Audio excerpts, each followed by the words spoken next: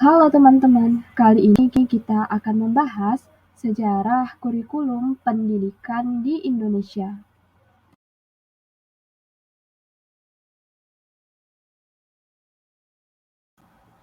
Dinamika perubahan kurikulum di Indonesia terbagi atas dua masa, yaitu kurikulum prakemerdekaan dan kurikulum pasca kemerdekaan.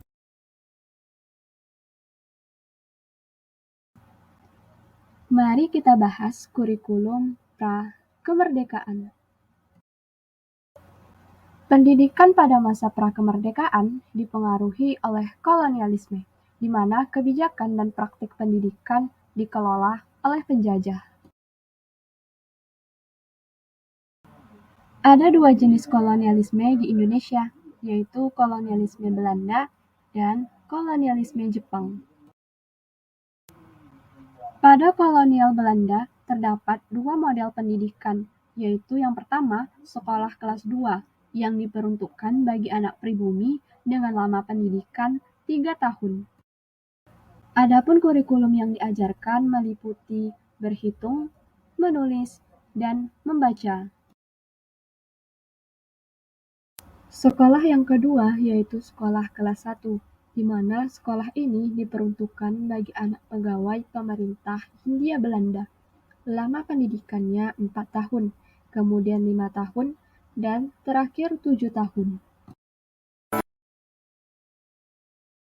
Adapun kurikulum yang diajarkan meliputi ilmu bumi, sejarah, dan ilmu hayat. Selanjutnya ada kolonialisme Jepang. Setelah kolonialisme Belanda berakhir, Jepang mengganti pendidikan tingkat rendahnya dengan sebutan Kokumin Gakko dengan lama pendidikan 6 tahun.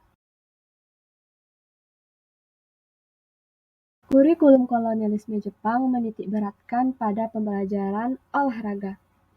Kurikulum pendidikan ini kurang memperhatikan isi, di mana anak-anak harus dididik untuk membantu Jepang pada peperangan, sehingga mereka harus mengikuti latihan militer di sekolah.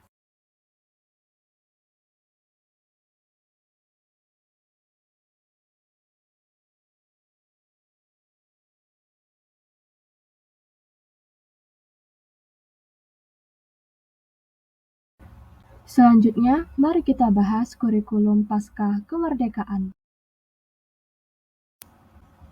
Setelah Indonesia merdeka, terdapat banyak sekali dinamika perubahan kurikulum pendidikan, di antaranya Rencana Pembelajaran 1947, Rencana Pembelajaran Terurai 1952, Kurikulum 1964, Kurikulum 1968, Kurikulum 1975, Kurikulum 1984, Kurikulum 1994, Kurikulum 2004, Kurikulum 2006, Kurikulum 2013, Kurikulum Daring, dan Kurikulum Merdeka Belajar. Rencana Pembelajaran 1947. Kurikulum pada tahun ini masih dipengaruhi oleh sistem pendidikan kolonial Belanda dan Jepang, sehingga hanya meneruskan kurikulum yang pernah dilakukan sebelumnya oleh Belanda.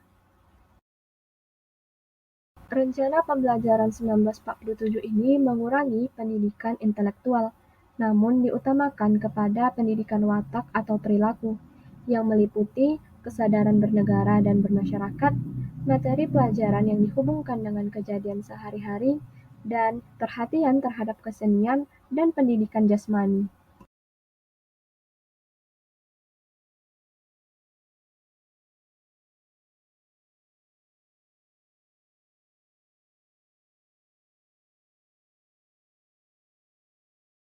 Ciri dari kurikulum 1947 yang pertama, sifat kurikulumnya separated subject curriculum.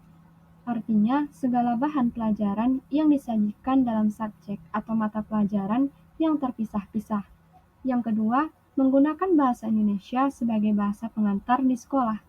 Yang ketiga, jumlah mata pelajaran untuk sekolah rakyat berjumlah 16 bidang studi, sedangkan untuk sekolah SMP berjumlah 17 bidang studi. Rencana Pembelajaran 1952. Rencana Pembelajaran Terurai 1952 ini merupakan respon dan hasil penyesuaian dengan Undang-Undang Nomor 4 Tahun 1950 tentang Pendidikan dan Pelajaran. Dalam kurikulum 1952, kebutuhan peserta didik akan ilmu pengetahuan lebih diperhatikan dan lebih merinci setiap mata pelajaran, sehingga disebut Rencana Pelajaran Terurai 1952. Kurikulum ini sudah mengarah pada suatu sistem pendidikan nasional dengan silabus mata pelajarannya yang jelas sekali. Adapun ciri yang paling menonjol dari kurikulum 1952 adalah setiap rencana pelajaran harus memperhatikan isi pelajaran yang dihubungkan dengan kehidupan sehari-hari.